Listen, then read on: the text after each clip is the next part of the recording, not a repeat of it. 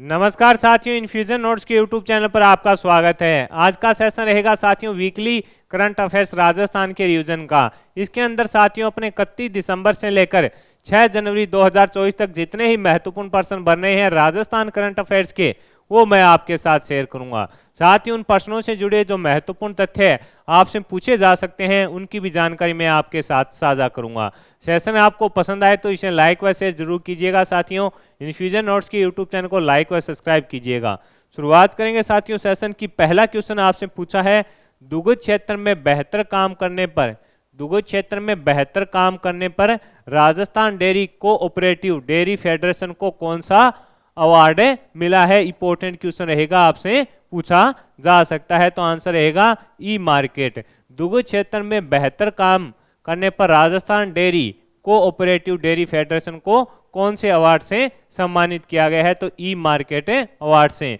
Award national cooperative dairy federation of India की ओर से दिया गया। सम्मान समारोह का आयोजन गुजरात के अंदर किया गया था और इसके जो मुख्य अतिथि कौन थे? अमित शाह जी इसके मुख्य अतिथि थे। ये भी अपने को याद रखना है। आपसे पूछे इसके जो सम्मेलन कहां पर हुआ? तो आंसर रहेगा गुजरात के अंदर हुआ था और मुख्य अतिथि थे अमित शाह। उसके अंदर साथियों कौन सा अवार्ड दिया गया? ई मार्केट अवार्ड दिया गया था। आगे बढ़ेंगे, अगले क्वेश्चन पर बात करेंगे। अगला क्वेश्चन आपसे पूछा है कि हाल ही में किसने राजस्थान डीजीपी का अतिरिक्त कार्यभार संभाला है? तो आंसर रहेगा उत्कल रंजन साहू ने। आपसे पूछा है कि राजस्थान डीजीपी का अतिरिक्त कार्यभार किसने संभाला है? उत्कल रंजन साहू ने संभाला है। साथियों आगे बढ़ेंगे, अगले क्वेश्चन पर बात करेंगे। अगला क्वेश्चन जो इंपॉर्टेंट रहेगा, आपसे पूछा है 16वें वित्त आयोग के अध्यक्ष हैं जो अरविंद पनगड़िया जी को बनाया गया है। इनका संबंध है जो राजस्थान के किस जिले से हैं? आपसे पूछा है कि 16वें वित्त आयोग के अध्यक्ष हैं जो अरविंद पनगड़िया जी को बनाया गया है, इनका संबंध प्रदेश के किस जिले से है? तो आंसर रहेगा भीलवाड़ा से। किससे रहेगा इनका संबंध? इनका संबंध रहेगा साथियों अपने भीलवाड़ा से इनका संबंध रहेगा अरविंद पनगड़िया जी को। ये साथियों जो नीति आयोग थे उसके पूर्व उपाध्यक्ष भी रहे हैं, ये भी अपने को थोड़ा पता होना चाहिए। यानी जो नीति आयोग थे, नीति आयोग के पूर्व उपाध्यक्ष भी रह चुके हैं, ये अपने लिए इंपॉर्टेंट रहेगा। अगला क्वेश्चन आपसे पूछा है कि राजस्थान के मुख्य सचिव कौन बने हैं? तो आंसर रहेगा सुधांश पंत। राजस्थान के मुख्य सचिव कौन बने हैं? तो आंसर हो जाएगा सुधांश पंत बने हैं। 31 दिसंबर 2023 को साथियों जो उषा शर्मा जी थी उनका जो कार्यकाल पूरा हो गया था, उसके बाद साथियों जो अपने सुधांश पंत हैं उनका है जो उनको नियुक्त किया गया है। नहीं, राजस्थान के नए मुख्य सचिव कौन है? सुधांश पंत हैं। ये 1991 बेंच के आईएएस अधिकारी हैं। ये 1991 बेंच के आईएएस अधिकारी हैं, ये अपने को याद रखना है। कौन है? सुधांश पंत को राजस्थान का नया मुख्य सचिव बनाया गया है। आगे बढ़ेंगे, अगले क्वेश्चन पर बात करेंगे। अगला क्वेश्चन आपसे पूछा है, नोएडा में आयोजित 7वीं एलिट महिला राष्ट्रीय सीनियर मुक्केबाजी चैंपियनशिप में प्रदेश की किस खिलाड़ी ने स्वर्ण पदक जीता? तो आंसर रहेगा ललिता। नोएडा में आयोजित 7वीं एलिट महिला राष्ट्रीय सीनियर मुक्केबाजी चैंपियनशिप के अंदर प्रदेश की किस खिलाड़ी ने स्वर्ण पदक जीता? तो आंसर रहेगा ललिता ने साथियों कौन सा पदक जीता? स्वर्ण पदक जीता। अब आपसे पूछे कि ललिता है, इनका संबंध प्रदेश के किस जिले से है? तो आंसर रहेगा उदयपुर से। इनका संबंध रहेगा अपने उदयपुर से इनका संबंध रहेगा। अब आपसे पूछे कौन सी कैटेगरी के अंदर जीता? तो 70 किलोग्राम की जो कैटेगरी थी उसके अंदर इन्होंने स्वर्ण पदक जीता। फाइनल में इन्होंने सलाखा सिंह को हराया। बेस्ट प्रोमिसिंग बॉक्सर का अवार्ड भी इन्होंने अपने नाम किया। यानी इस जीत के साथ इन्हें बेस्ट प्रोमिसिंग बॉक्सर का अवार्ड भी अपने नाम इन्होंने कर लिया। ये अपने लिए इंपॉर्टेंट रहेगा, पूछा जा सकता है आपसे साथियों। अगला क्वेश्चन आपसे पूछा गया है और आगामी प्रतियोगिता परीक्षा में आपसे कन्फर्म पूछा जाएगा। आपसे पूछा गया है कि शेने डेजर्ट अभ्यास साइक्लोन 2024 का आयोजन कहां पर किया जा रहा है? तो आंसर है राजस्थान के अंदर। भारत व यूएई के बीच इसका आयोजन हो रहा है। यानी अब आपसे पूछे किन दो देशों के बीच आयोजन हो रहा है? तो भारत व यूएई के बीच इसका आयोजन हो रहा है। और बीकानेर फायरिंग रेंज है उसके अंदर साथियों इसका आयोजन किया जा रहा है। 2 जनवरी से 15 जनवरी 2024 तक इसका आयोजन किया जाएगा। ये भी इंपॉर्टेंट है कि कब से कब किया जाएगा, तो 2 जनवरी से लेकर 15 जनवरी 2024 तक इसका आयोजन किया जाएगा। ये अपने को याद रखना है। अगला क्वेश्चन आपसे पूछा है कि प्रदेश में जाबरमल शर्मा की स्मृति व्याख्यान माला के तहत सर्जनात्मक साहित्य पुरस्कारों में कहानी में प्रथम पुरस्कार चेतन स्वामी को दिया गया। इनका संबंध प्रदेश के किस जिले से है, ये इंपॉर्टेंट रहेगा अपने लिए। आपसे पूछा गया है कि प्रदेश में जाबरमल शर्मा की स्मृति व्याख्यान माला के तहत सर्जनात्मक साहित्य पुरस्कार में कहानी में प्रथम पुरस्कार किसे दिया गया, चेतन स्वामी को दिया गया। इनका संबंध प्रदेश के किस जिले से है, तो आंसर रहेगा साथियों बीकानेर से है। इनका संबंध रहेगा बीकानेर से, और ये इनका संबंध बीकानेर से है, और ये बीकानेर के डूंगरगढ़ के हैं। कहाँ के, डूंगरगढ़ के हैं। इनकी कहानी मकान के लिए इन्हें प्रथम पुरस्कार दिया गया। इनकी कहानी कौन सी थी, मकान, इसके लिए इनको प्रथम पुरस्कार दिया गया था। वहीं कविता में प्रथम पुरस्कार सोमनाथ शर्मा को उनकी कविता एक आंसू के लिए दिया गया। यानी कविता श्रेणी में प्रथम पुरस्कार किसे दिया गया, सोमनाथ शर्मा को, और इनकी जो कविता है वो कौन सी है, एक आंसू के लिए दिया गया। तो इंपॉर्टेंट है, आगामी प्रतियोगिता परीक्षा में यहां से प्रश्न पूछा जा सकता है आपसे। आगे बढ़ेंगे, अगले क्वेश्चन पर बात करेंगे। भारतमाला प्रोजेक्ट के तहत देश की पहली इमरजेंसी हवाई पट्टी किन जिलों की सीमा पर बनाई गई है, तो आंसर रहेगा बाड़मेर और जालोर। भारतमाला प्रोजेक्ट के तहत देश की पहली इमरजेंसी हवाई पट्टी किन जिलों की सीमा पर बनाई गई है, तो आंसर रहेगा बाड़मेर और जालोर की सीमा पर बनाई गई है। यह पट्टी अड़गांव, बाड़मेर, जालोर की सीमा पर बनाई गई है। पाकिस्तान बॉर्डर से यह महज साथियों 40 किमी की दूरी पर है। इंपॉर्टेंट इसलिए है कि इसको तैयार है जो भारतमाला प्रोजेक्ट के तहत किया गया है, तो यहां से साथियों प्रश्न आपसे पूछा जा सकता है।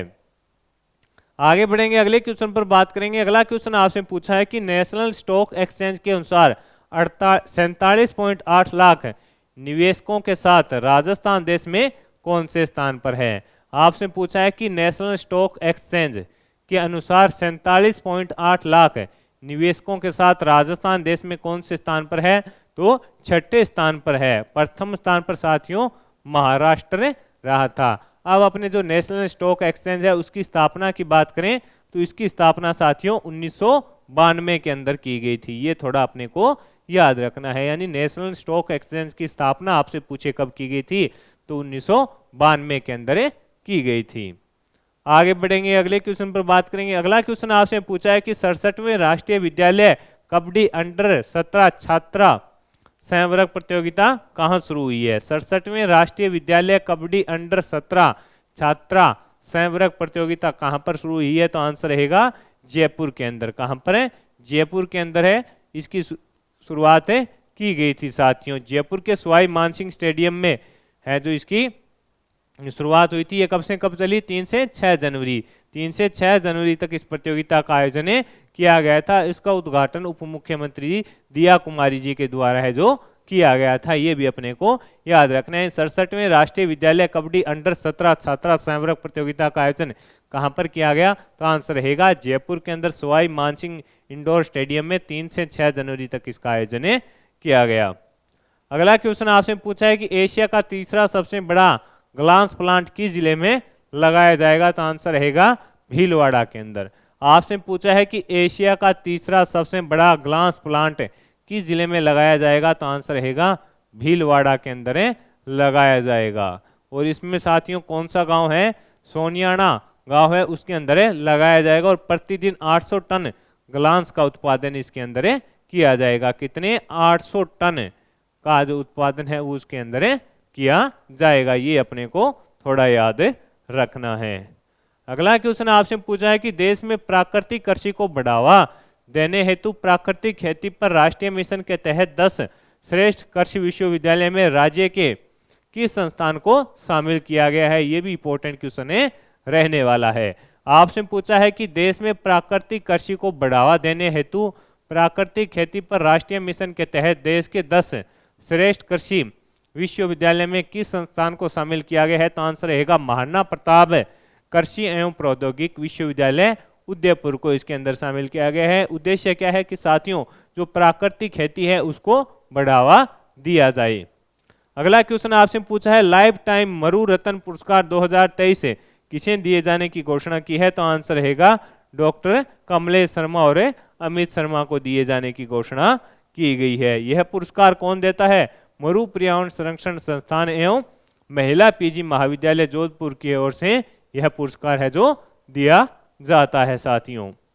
अगला क्वेश्चन आपसे पूछा है कि केरल में शुरू हुई सीनियर महिला राष्ट्रीय वनडे ट्रॉफी में राजस्थान की क्रिकेट टीम की कप्तान किसे बनाया गया, तो आंसर रहेगा प्रियंका शर्मा को। केरल के अंदर शुरू हुई महिला राष्ट्रीय वनडे ट्रॉफी में राजस्थान की क्रिकेट टीम की कप्तान किसे बनाया गया, प्रियंका शर्मा को बनाया गया। और बीसीसीआई के द्वारा इस प्रतियोगिता का आयोजन साथियों करवाया जा रहा है, कहां पर है, तो केरल के अंदर। ये भी अपने को याद रखना है। अगला क्वेश्चन आपसे पूछा है भारत भूषण अग्रवाल पुरस्कार 2023 से किसे सम्मानित किया गया, दिवेश पथ सारिया को। दिवेश पथ सारिया को भारत भूषण अग्रवाल पुरस्कार 2023 से किसे सम्मानित किया गया, दिवेश पथ सारिया को सम्मानित किया गया कविता संग्रह नुहें की नाव के लिए। ये इंपॉर्टेंट है, आपसे पूछे इनकी कविता संग्रह कौन सी थी, नुहें की नाव के लिए इनको यह पुरस्कार दिया गया। अगला क्वेश्चन आपसे पूछा है कि देश का प्रथम रीजनल ड्राइविंग ट्रेनिंग सेंटर कहां बनकर तैयार हुआ, तो आंसर रहेगा केकड़ी के अंदर। आपसे पूछा है देश का प्रथम रीजनल ड्राइविंग ट्रेनिंग सेंटर कहां पर बनकर तैयार हुआ, केकड़ी के अंदर। अजमेर संभाग के केकड़ी जिला स्थित विजयनगर और बादनवाड़ा के बीच सिंगावल गांव में देश का प्रथम ट्रेनिंग सेंटर बनकर तैयार हो गया। इस पर जो बजट है आपसे पूछिए इस पर कितना बजट था, तो आंसर रहेगा 6 करोड़ का। कितना था, 6 करोड़ रुपए का इसके लिए बजट निर्धारित किया गया था। देश का प्रथम रीजनल ड्राइविंग ट्रेनिंग सेंटर कहां बनकर तैयार हुआ, तो आंसर रहेगा केकड़ी के अंदर तैयार हुआ। आगे बढ़ेंगे, अगले क्वेश्चन पर बात करेंगे। अगला क्वेश्चन आपसे पूछा है हाल ही में आत्मनिर्भर भारत उत्सव 2024 में एक जिला एक उत्पाद पुरस्कार वितरण में राजस्थान को कौन से पदक से नवाजा गया, तो आंसर रहेगा साथियों कांस्य पदक से नवाजा गया। आत्मनिर्भर भारत उत्सव 2024 का आयोजन नई दिल्ली में किया जा रहा है। इसका उद्घाटन किसने किया था, तो वाणिज्य मंत्री पीयूष गोयल जी के द्वारा किया गया था। कब से कब इसका आयोजन किया जाएगा, तो साथियों 3 से 10 जनवरी के इसके अंदर आयोजन किया जाएगा। और उसके अंदर राजस्थान को साथियों कौन सा कांस्य पदक है जो मिला है, किसके अंदर, एक जिला एक उत्पाद के अंदर।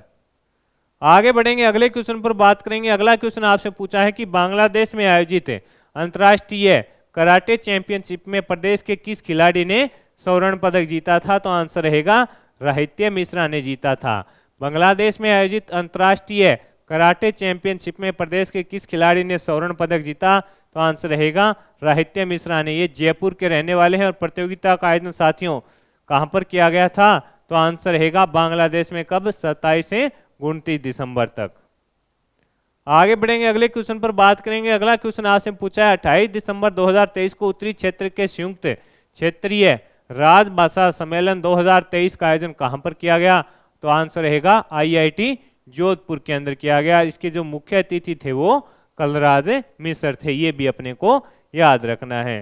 प्रदेश का पहला स्नेक पार्क कहां पर खोला जाएगा, तो कोटा के अंदर खोला जाएगा। इस पर जो बजट है वो 7.42 करोड़ रुपए का है। ये अपने को याद रखना है। कितना है बजट, 7.42 करोड़ रुपए का इसके लिए बजट रहेगा।